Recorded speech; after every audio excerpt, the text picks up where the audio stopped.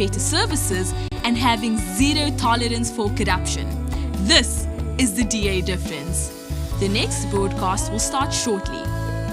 Follow us on social media for the latest in news and politics in South Africa. Like and follow our page on Facebook. Follow us on TikTok, Instagram, and Twitter. Subscribe to our YouTube channel and hit that notification bell so that you don't miss out on anything. Be part of the conversation. Tell us what you think in the comment section. And please like and share our videos with your friends and family. The next broadcast will start shortly. If you care about South Africa and want to make a positive difference, then join the DA. Visit our website at da.org.za for more information. Find out who represents you in your ward and district, and who are the DA mayors working for you in your town or city, and which MPs represent you and your causes in Parliament. On our website, you can learn more about our latest campaigns and how you can get involved. Join the Democratic Alliance to rescue South Africa. Become an activist, become a councillor, become a member of Parliament if you care about South Africa. Please visit donate.da.org.za. Donate to a cause you believe in. Donate to make a difference. Did you know the DA is the second biggest party in South Africa, making the DA the official opposition in Parliament? The DA is the only opposition party to govern a province, the award-winning Best Run Western Cape. The best run municipalities in South Africa are all governed by the DA. DA mayors are working hard to protect residents from national government failures by getting the basics right, delivering better services, and having zero tolerance for corruption. This is the DA difference. The next broadcast will start shortly. Follow us on social media for the latest in news and politics in South Africa. Like and follow our page on Facebook. Follow us on TikTok, Instagram, and Twitter.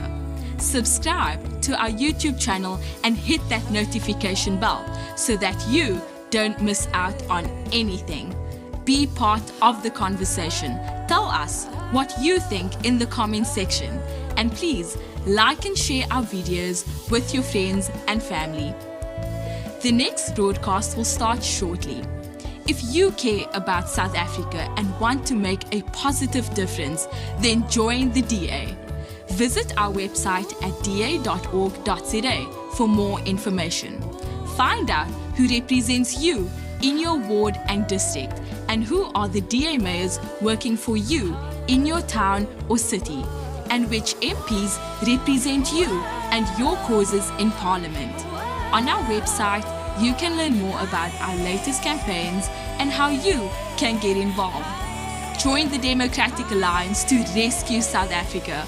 Become an activist, become a councillor, become a member of Parliament if you care about South Africa. Please visit donate.da.org.za. Donate to a cause you believe in. Donate to make a difference. Let's rescue South Africa. Join the DA, because the DA gets things done.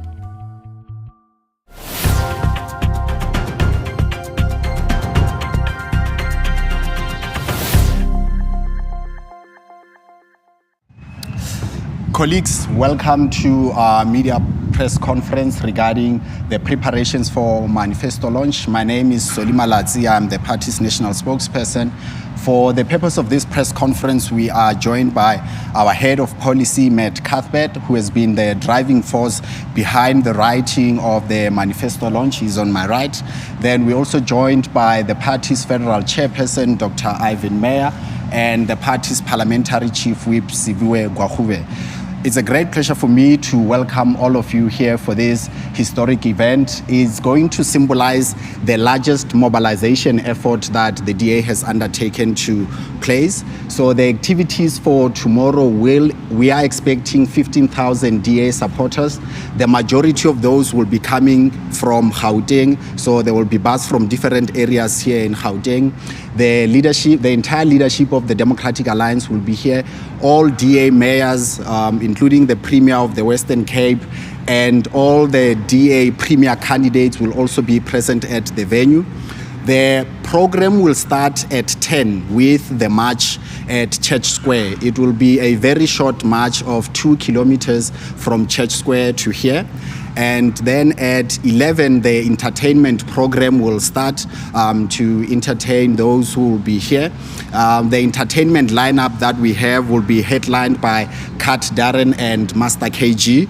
We also have Siki Joanne, Mbongeni Makaya, and Tana Wareham. In addition to that, the official program will kick off at 12. That will be highlighted by the main address being of the DA leader, John Steenhuisen.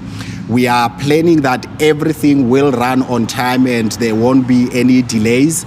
So we are anticipating that the official program should end somewhere around 1:30, just for your preparation purposes. We have been very encouraged by the high media interest in this. We have over 200 media accredited for the press conference. For those that haven't as yet collected their accreditation is taking place today at 2 venues. One is the Sheraton Hotel, which is just across the road, and also at our offices in Kululeke House at the DA office, for those that might not make the trip to come to the Union Buildings today. And also tomorrow earlier there will be a provision for that, but I would just like to encourage our colleagues in the media for a smoother flow of events tomorrow. Let's do the accreditation as much as we can and finish it today. So what we are looking forward to tomorrow is going to be a very smooth program. As you know, with our standard activities, we put a lot of effort and resources into making sure that it runs on time and it runs smoothly. We do not anticipate any major incidents. We have made provision for generator backups, particularly here at this venue. The last few days, there's been instances of power outage in this area, so we have planned in advance so that everything runs fluently and there is no interruption. But to get into the details of the manifesto and the journey that the party has taken to get to this juncture, I'd like to call Matt Cuthbert, who will speak into details about that, followed by Dr. Ivan Meyer, who will talk about the strategic call that we have made to come here at the seat of government, and then our chief whip will talk about the state of the DA currently and the momentum that we are in. Matt, over to you.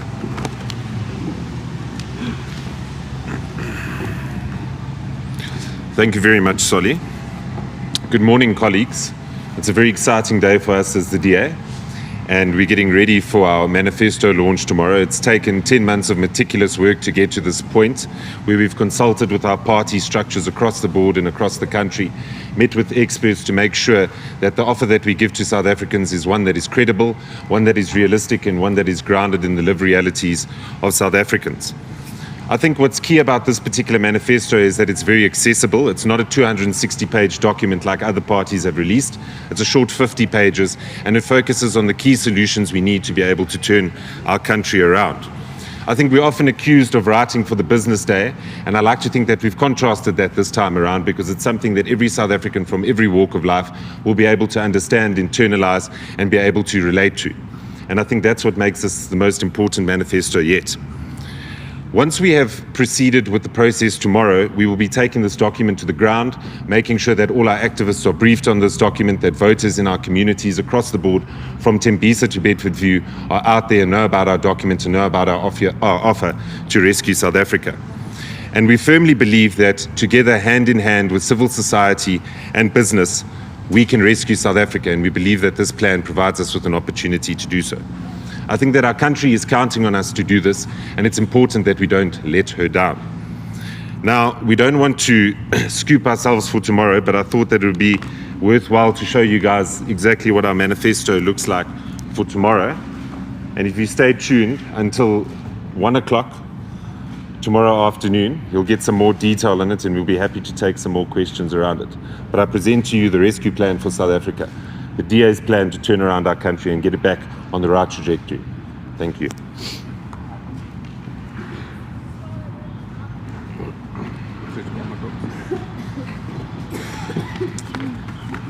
Thank you, Matt, and good morning, everybody.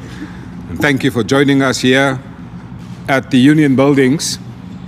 You may ask, what is the significance of our presence here today at the Union Buildings?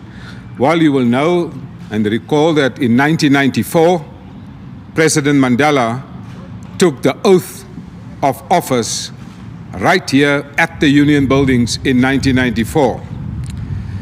But we know that the ANC broke that dream, and we are here today and tomorrow in particular for the second freedom.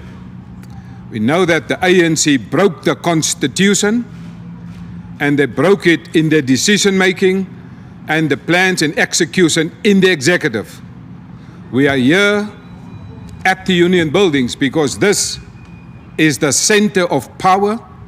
This is the place that must have the highest respect for the Constitution of South Africa, both in terms of the powers and duties of the executive, but also in terms of the oath of office of the president. It's not only the center of power, it is the executive seat of power. But under the ANC, it has become the executive seat of corruption. And so we are here with a clear message at the Union Buildings because we are a government in waiting. We are physical, closer to the Union Buildings tomorrow, but we also electorally closer to winning the election. So we have a realistic plan. And so as my colleague Matt Cuthbert has mentioned, this is a plan rooted in research, science, data, and evidence. So it is not an empty plan of empty promises like we have seen in the State of the Nation address by the President.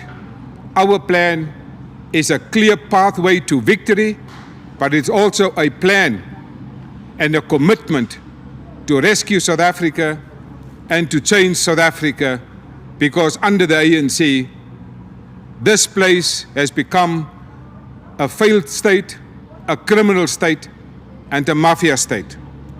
And so we are here for execution at the executive seat of government, because we are here to show an intent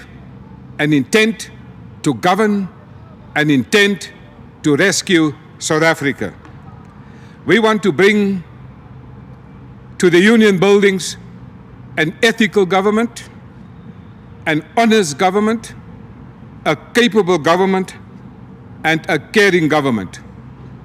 Currently, we do not have an ethical government in the Union Buildings. We do not have an honest government in the Union Buildings.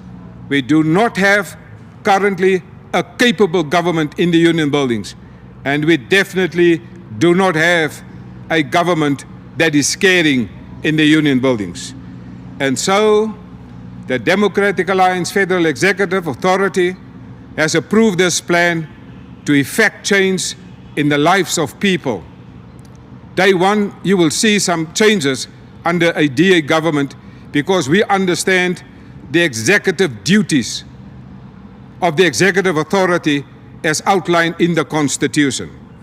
It will be here where we are right now. This will be the place after the election in May when a new president will undertake the following oath. The new president will have to assist us to rescue South Africa. And the oath is part of the tools to rescue South Africa if you have an honest government in the Union Buildings. This person will have to promote and advance the Republic and oppose all things that will harm the people. This person will also have to protect and promote the rights of all South Africans in these union buildings. They must also discharge their duties with all your strengths and talents and to the best of your knowledge and ability and true to the dictates of his or her conscience, and to do justice to all in this building behind me, the Union Building. And this person that will become the next president of South Africa in this Union Buildings will take an oath of office to be managed by the Chief Justice. And lastly, in terms of this oath at the Union Buildings, this person that will be sworn in as the next president after the May elections must devote him or herself to the well-being of the Republic and all its people. That is the real significance of why we are here today at the Union Buildings, launching our manifesto here tomorrow with the federal leader, John Steenhuisen, outlining the key commitments in our manifesto. I thank you.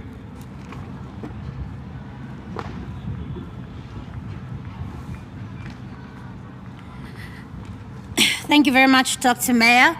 Colleagues, it is all systems go for the DA for tomorrow. We will be having tens of thousands of people here tomorrow, and we are incredibly excited. But I think it's important to note in the context in which we are launching this manifesto in this election year. One, we are launching this manifesto during a very difficult time in South Africa, where 30 million people are living in poverty, 7 out of 10 young people do not have work, and many of our communities are not safe. And South Africa has recently been plunged into stage 6 load shedding, even after the commitment by the president and his minister that we will be seeing the beginning of the end of load shedding.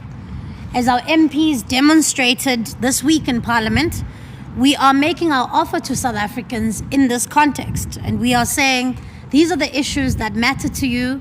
These are the issues that are the things that are really the albatross around your neck, and these are the solutions that we as the official opposition have to those solutions. We want to assure South Africans that our offer that will be launched tomorrow has been costed.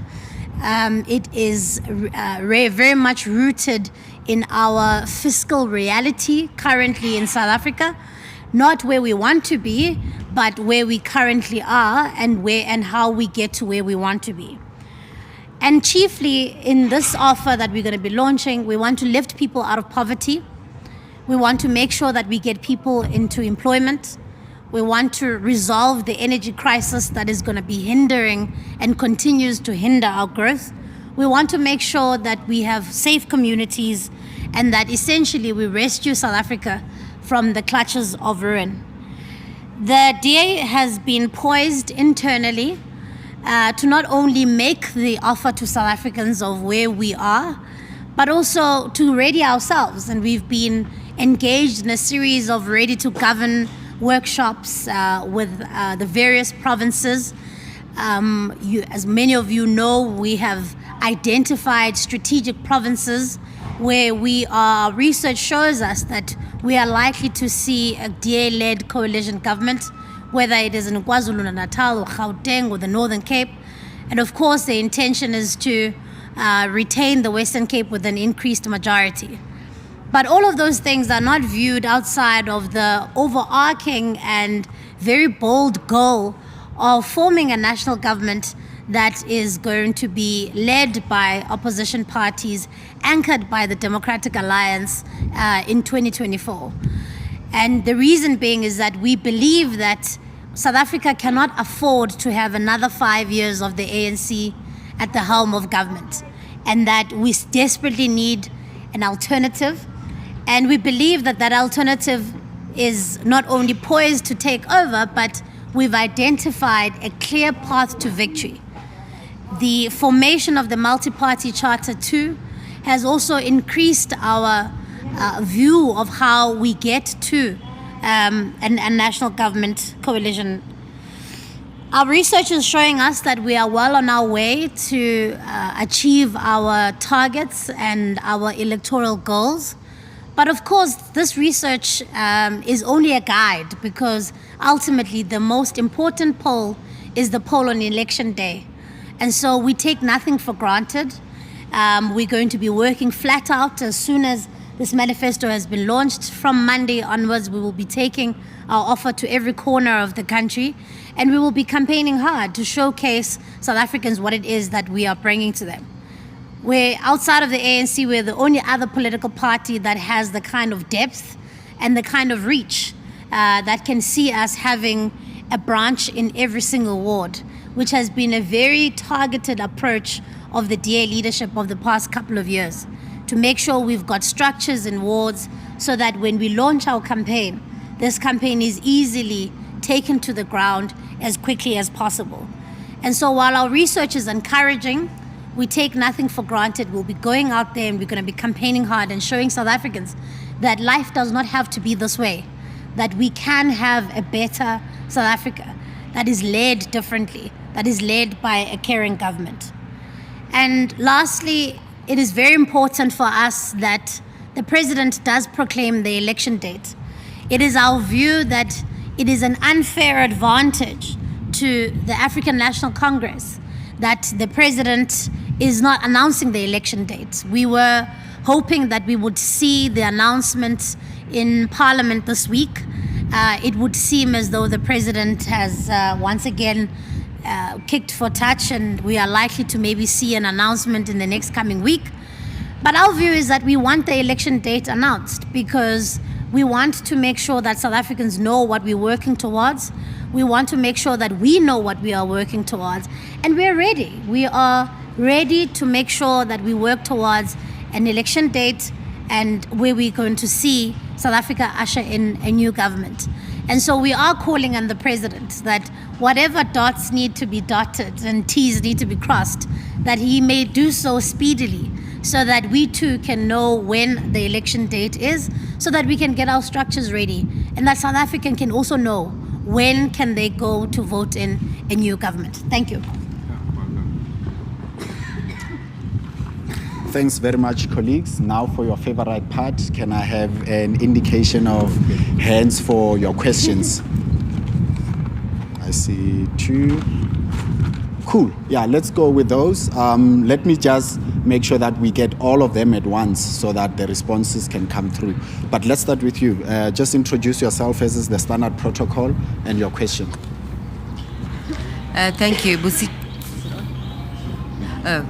Mombe from the SABC. I just want to find out about your approach in terms of drafting this manifesto. You talk about the fact that you've done a lot of scientific research and there's evidence. At which point do the voices of the people of South Africa actually come through? It sounds like it's a very top-down approach, and even the idea that you talk about rescuing South Africa, it suggests some kind of victimhood where people are not in charge of their own destinies, as in the DA will be the ones who are taking charge and making the solutions. Surely people should be part of their own solutions? Cool. Okay, thank you. Hi, everybody. My name is Natasha. If you can just elevate your voice a bit. Oh, sorry. It's Natasha from the SABC News. Siviwe, you talk about retaining the Western Cape. And I know you can't use the recent by-election results as a barometer to actually judge what's going to happen at the polls. But I think, correct me if I'm wrong, you lost 2 wards to the Patriotic Alliance and to the FF Plus in the Western Cape. Is the DA not concerned that it actually may lose the Western Cape as its stronghold?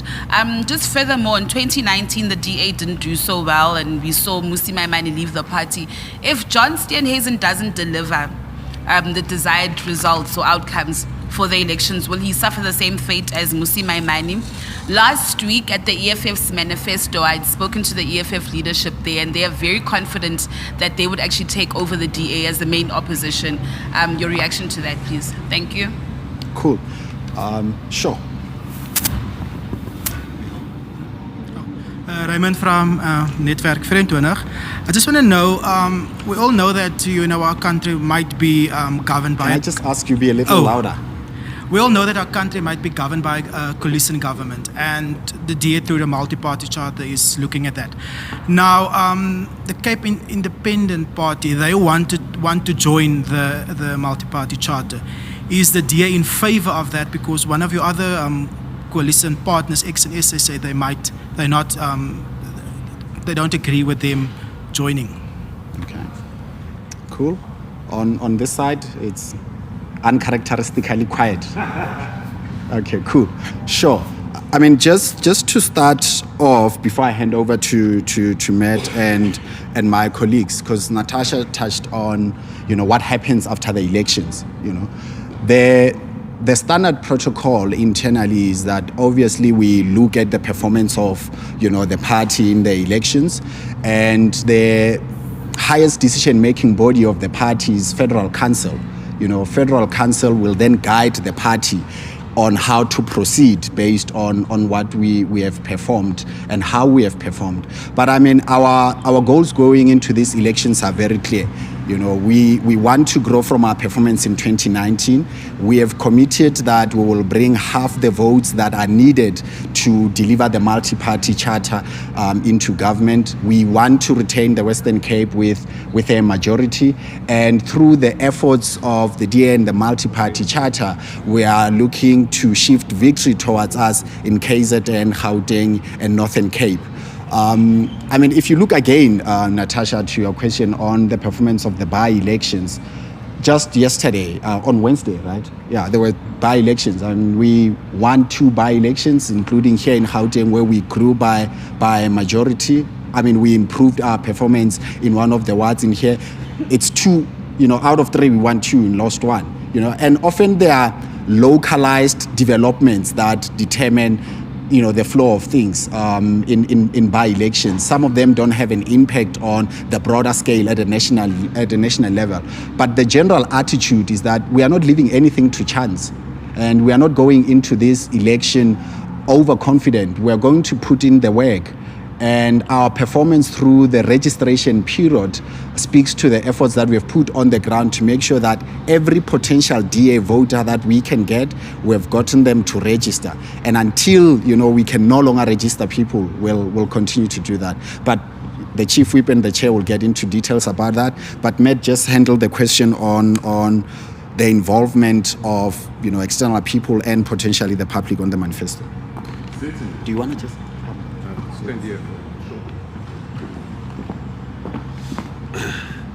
You have to love the Johannesburg media corps and the questions that come through.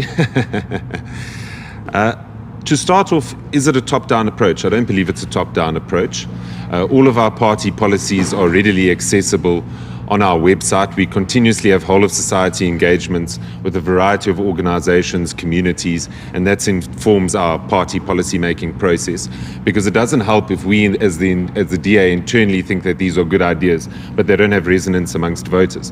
And that's why it's important that on a continuous basis we constantly reach out to communities, we reach out to experts to make sure that what we've got is something that is grounded in reality. And I think it's very important that we do that, because ultimately if we want people to come out and support us, it's important that they get behind our ideas. And I think that there's been a lot of consultation that has taken place in this process. I can imagine that in other political parties it was something that was done by the Central Command, whereas we went across each and every province, engaged with our structures, made sure that we gave ample opportunity for feedback and input into this document, so that we had something that not only the public but our internal party structures could buy into. I want to touch on the second question in terms of us potentially having a saviour complex. I think if we had come out here and said the DA is the only party that can save South Africa, that may have been correctly placed criticism. However, you would have heard in my opening address that I said together with civil society, the public and business, we need to rescue our country. It's so important that we work together. I think South Africans are very resilient. We face a number of challenges. And it's important that we recognise that the only people who are going to get us out of this mess is ourselves, and that's not just the DA, but that's the public, that's civil society and business. And that's why I think it's important that we get behind this collective objective if we want to displace the ANC from power and make sure that we have a governing majority coalition that is able to look after the interests of people and make sure that we are able to alleviate things like poverty, create jobs, and make sure that we have a more dignified life for the majority of South Africans. Thank you. Thanks, Matt. I didn't forget your question on, the Cape Independence Party. The chairman will handle it. What will the chair handle? Oh, okay. Okay. I think Matthew has handled the issue around rescuing South Africa. I think it would be completely misplaced as a party to think that we alone can rescue South Africa. We are going to only be able to rescue South Africa with the participation and the willingness of South Africans themselves. And ultimately, we can campaign all we want, but on election day, the power shifts away from political parties into the hands of the people. And so what we are saying is that these are the tools that we can provide. This is the research that we've done. We've listened to you. We've been on the ground. We know what the issues are that you are facing. Ultimately, the choice will have to be yours, and the power will shift to you when you go into that booth on election day and you cast your vote. And so it's very much a symbiotic relationship and not one that is just paternalistic on the side of the Democratic Alliance. The retaining of the Western Cape, Natasha, I think Solly's also touched on this, on localized factors. We only lost one ward, which was in George, and of course, we don't want to cede any ground to anybody, so we will never minimize or trivialize losing a ward. It was a marginal ward that we've now lost, but ultimately we are encouraged by the pattern that we are seeing. I think polling and by-election results have to be viewed in a pattern. And if there's a pattern of losing by-elections, then you can start to say, look, there is now worry here that we may be ceding ground to other political parties.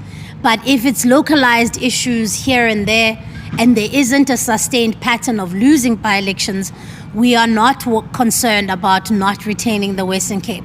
But again, we are not leaving anything to chance, nor are we ever going to be relaxed and say that we will retain this province.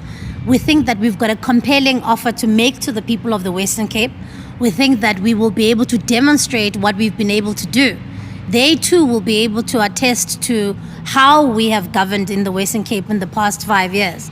The fact that we've got the lowest unemployment rate in the country. The fact that we are spending in places like the city of Cape Town, over 60% of the city's budget gets to be spent in areas that need it the most, in areas in poorer areas of the city. The fact that we have tried to shield the people of the Western Cape as much as we can from the harsh realities of load shedding. I think these things will be front and center, hopefully, at the minds of the people of the Western Cape when they go to the polls. And so we leave nothing for granted, we take nothing for granted, but we will be making our offer to the people of the Western Cape to say that we can continue doing well if we get your support and you hire us for another 5 years. On the issue around the referendum party, Dr. Meyer will talk to that, but I suspect that's something that will have to be considered by the multi-party charter. The EFF's desire to become the official opposition. Look, of course, any political party can have goals and ambitions, similarly to how we are in the seat of the executive here to say that we have an ambition to put together an opposition-led national government. And so, I take it from where it comes that the EFF wants to grow. I think it's going to be very difficult for the EFF to surpass the levels of support, at least where the Democratic Alliance is. From our understanding of the research that we are seeing, there's a particular cap that the organization will not be able to necessarily break through.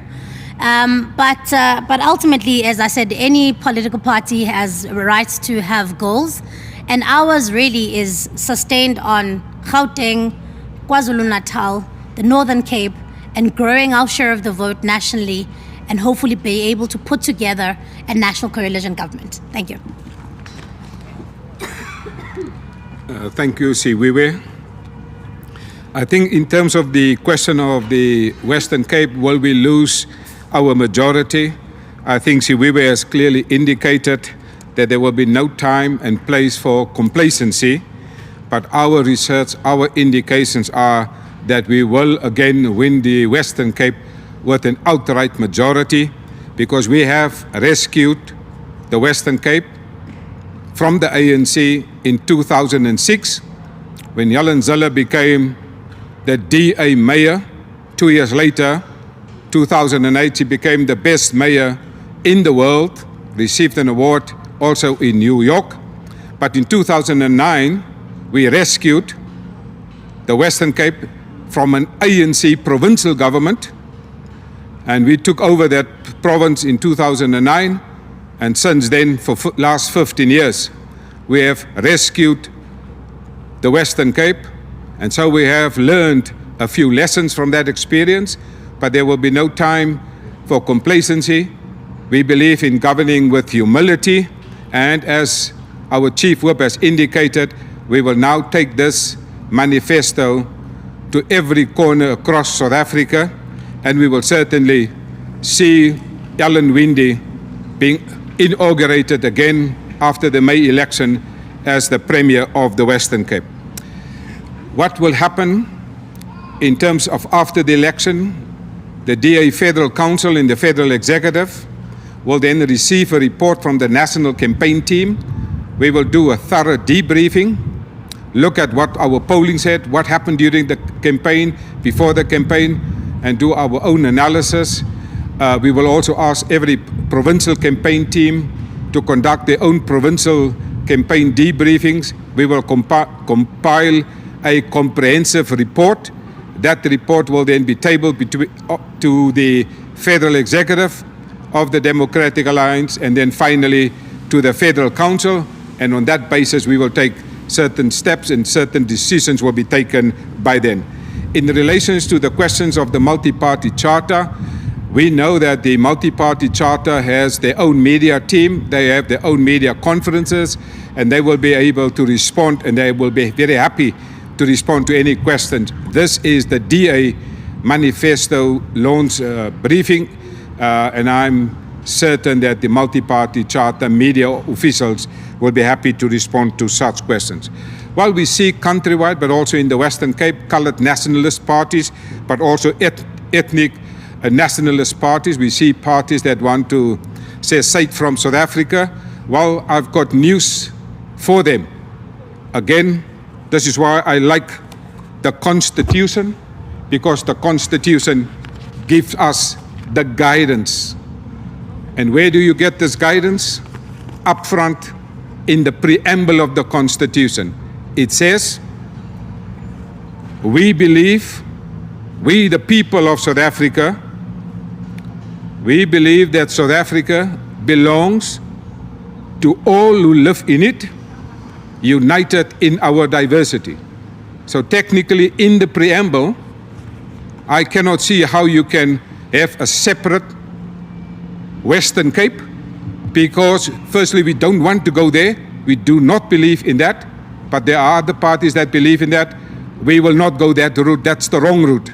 We ask people to vote for the Democratic Alliance because we believe we are united in our diversity. We are one South Africa. We believe in South Africa. And therefore, there is no place for racial and ethnic nationalism, and we reject it. Siviwe is absolutely right. If you compare the Western Cape with the rest of the other provinces, lowest unemployment, the lowest inequality as measured by the Human Development Index, we have the best job numbers, we have the best reduction in crime, specifically murder in South Africa. And in November 2022, we have seen in the fourth quarter of 2022, the job numbers came out of South Africa.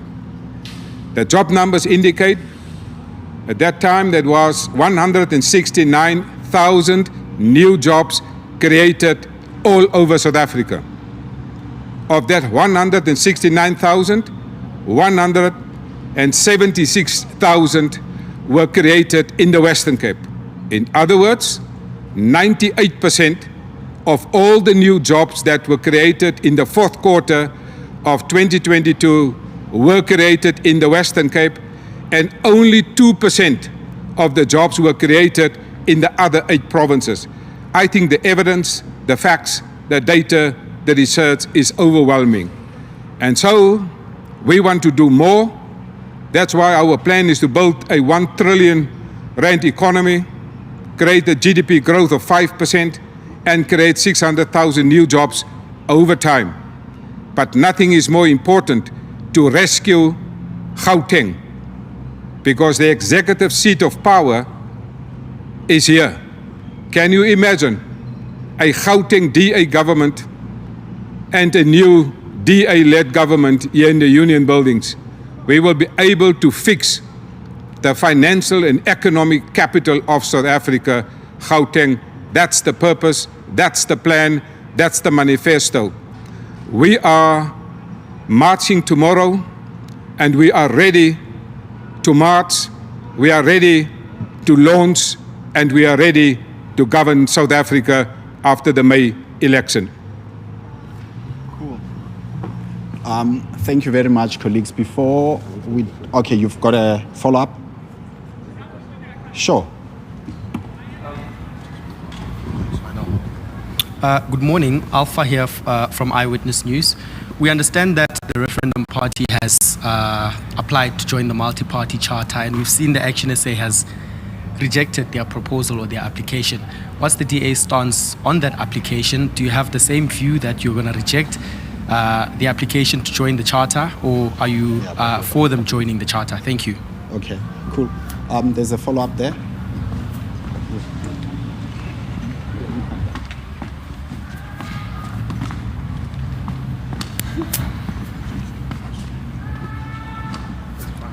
Okay, just 2 quick questions for me. Yeah. In terms of the Western Cape and the DA's stance on the conflict in Gaza, how much do you think that's going to impact your numbers and your support in the Western Cape going forward in this particular election? And you made a very specific emphasis on the fact that the manifesto has been costed. Is that a reference for perhaps to the EFF and the idea that people are saying they're making a lot of claims and they don't know where the money is going to be coming from? What is the importance of that in terms of your manifesto?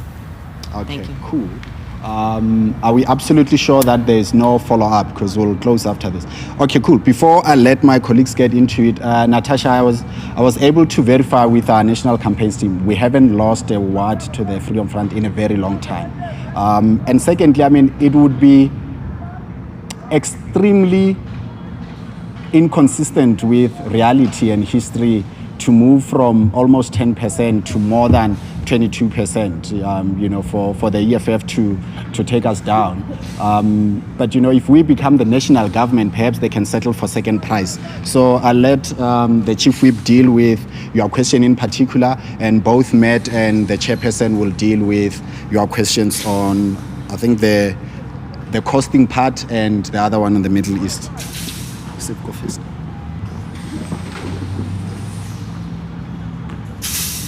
I'm going to deal with the MPC question from Eyewitness News. So the way in which the multi-party charter functions is by way of consensus. So decisions are taken by consensus. It's in the founding documents of the charter, and the structure that was decided on was that if there are political parties that wish to make an application to the MPC, they make an application, and the MPC that then makes a decision as the structure. So it would be extremely irresponsible of us to then, as a political party, speak before the multi-party charter has expressed itself. So the application has gone there. The MPC will in accordance to their own governance rules, make a decision, decide on what the decision is, and just to give you an indication, decisions there are taken by consensus. So that is how it will work, and as Ivan had says, essentially that will be communicated by the MPC. We don't want to overstep. Matt, do you want to come and talk about the costing? Yeah.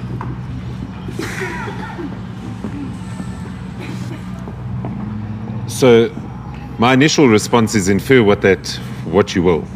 But I think it's important to acknowledge that we are in a very constrained fiscal environment in South Africa, that even if a new government comes in place, there are going to be financial realities that we are going to have to deal with. And that's why in our manifesto, it is largely revenue neutral. There are a couple of proposals, and I'm not going to scoop us, so you'll find out what they are tomorrow. But the idea is to try and use the existing money that we have within the fiscus itself, try and cut down waste where possible, and introduce new legislation and regulations to try and generate savings elsewhere. Because at this moment in time, there's a bias of funds towards things like VIP protection, particularly millionaire managers and the like, instead of that money being redirected towards the most vulnerable in society. And this is why it's important that we emphasize there are certain proposals in our manifesto that are costed, because it doesn't help that we come out here and say we are going to increase X if we're not able to show exactly what it is we're going to increase it with and where we're going to find that money. And I think a bit more detail will even be provided at our alternative budget, which will take place on Monday, which will be informed by our manifesto priorities. And I'm sure if you want to go through the 10 different sheets of that spreadsheet, you can request it from our team, and they'll allow you to go through it. But I think it's always important that the commitments that we make to voters are grounded in reality, that there are things that we are able to afford and things that we are able to deliver on. And maybe just one last comment. Particularly in the context of our provinces, if you look at Gauteng, you look at the Western Cape, KZN, and they have predominantly large budgets in health and education. It's very difficult for any incoming government to promise big trinket items and big wonderful things that they're going to be able to turn things around. We've got to try and use the least cost interventions to make sure we can improve the quality of education and the quality of healthcare in the most efficient way possible. And I think that's what we're really trying to emphasize and saying our plan is costed.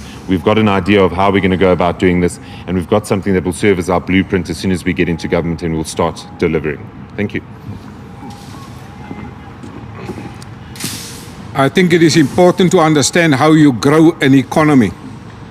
There are three instruments. One is fiscal policy. We know what is the current fiscal situation in South Africa. The budget deficit is 6%. Debt to GDP is almost 80%. You cannot run an economy on that scale. Every day, the National Treasury has to pay back in terms of the debt, 1 billion rand per day. Every single day, Transnet borrow 1 billion rand. There's no way you can borrow yourselves out of debt. And that's why the Democratic Alliance has tabled what is called a fiscal responsibility bill, also known as a fiscal debt break law. Germans speak about Schuldenbremse, to have a debt break law on the debt, because that is definitely not sustainable. But the biggest fiscal responsibility is to manage the budget that you have effectively. Every year, we hear the Auditor General of South Africa reporting to Parliament billions of rand that are wasted, billions of rand that are being stolen, and we say that will come to an end. And if you can imagine a government in the union buildings that does not steal, that does not waste, that's where the money will come from in terms of managing the budget. But in terms of the second instrument to grow the economy is by having monetary policy. We know there are some parties that believes in nationalizing the Reserve Bank. We believe that's the wrong way to go. But the biggest investment that we will make is in the third instrument to grow the economy, and that is called structural reform. Here we sit in the capital city, in the executive seat, and there was no electricity last night in this town. All the ambassadors live here in this area. And we believe Eskom and the ANC has failed South Africans. We believe we need to unbundle Eskom, allow for more independent power producers. I think people of South Africa will know that we have already announced in the Western Cape one town that will become free from load shedding. And that town is Riversdale in Esekwa in the Southern Cape. That's the vision. But we want to bring that vision to the rest of South Africa because we want to rescue all of South Africa. And so for us, the state-owned entities need major overhaul, major reform, because that's where billions of rands are being wasted. And we believe that this manifesto can be budgeted in terms of our commitments out of the wasteful expenditure that the Auditor General reports every year. We also believe in fiscal consolidation, attracting new revenue, and cut your expenditure. But what we do not believe in is to tax South African citizens more, because, and as you will see tomorrow when we release our manifesto, we believe South African taxpayers are really heavy taxed already in South Africa. And so tomorrow you will see also a fiscal plan for the implementation of our manifesto, because it is not promises, it is commitments. There's a difference, there's a budget, there's a time frame, but more importantly, you can only deliver that manifesto with capable and a competent state. And that's exactly what the National Development Plan asks we must do. The National Development Plan says do three things. A, build a capable state. This manifesto will outline the steps in building a capable state. Secondly, the National Development Plan speaks about bring leadership. You will now see tomorrow the real leadership in unpacking this manifesto. And thirdly, we believe through the National Development Plan in active citizenship. Tomorrow 15,000 people are going to go to the streets, marching towards the union buildings. And there are more buses wanting to come. And we invite all people in South Africa. And for those who cannot come, we ask you to join us in a virtual march towards the union buildings. For those who are staying at home and cannot come here tomorrow, take part in the emotional march, because we want to set this place tomorrow into a new trajectory. We want to focus on rescuing South Africa. That's the purpose. Tomorrow, the biggest march and the focus of this march is to bring hope to the people of South Africa. Gaza, you want to handle that question? But anyway, I'll get to it.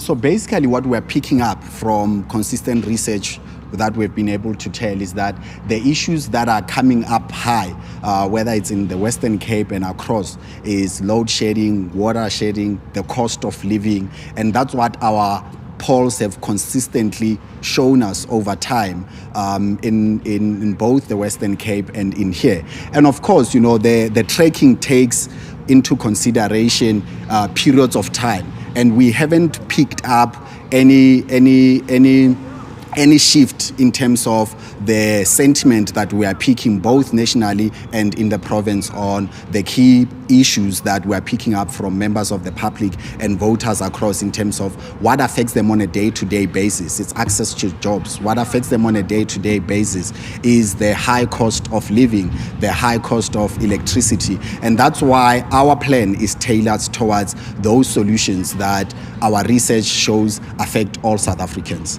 So on that note, I will close. We will be open for one-on-ones. We are remaining here for a significant amount of time.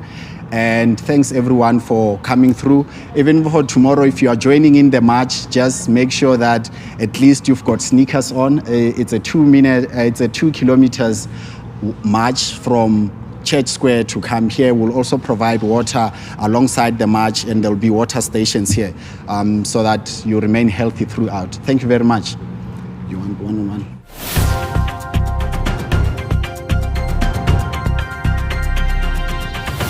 In this election, only the registered have the power. If you're tired of load shedding, register to vote. If you're tired of corruption, register to vote. If you're tired of the rising cost of living, register to vote. And if you're tired of a government that's continuously working against you, register to vote. Go to check.da.org.za and let's give power to the register. Get help registering to vote at check.da.org.za. Register to rescue South Africa.